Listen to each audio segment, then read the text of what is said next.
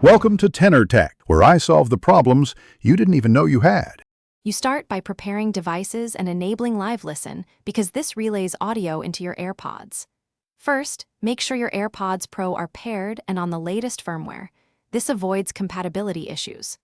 Once done, add the hearing control to Control Center and enable Live Listen so your iPhone acts as the microphone.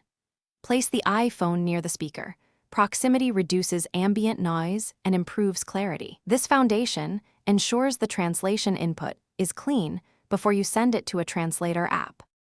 Now you configure the translation app to use the Live Listen audio stream. This is the critical middle step. Open the chosen translator, select the source and target languages, and enable automatic detection if you want hands-free detection. Then, in the app audio settings, select the iPhone microphone as input and your AirPods Pro as the output device. Make sure noise reduction options are set appropriately. This lets the app receive a clean feed, process translation in real time, and return spoken or text output into your AirPods. Finally, test the full chain to validate performance and reduce surprises. You run a real-time test phrase, listening for latency and accuracy. Short delays are normal, but aim for 2 to 3 seconds or less.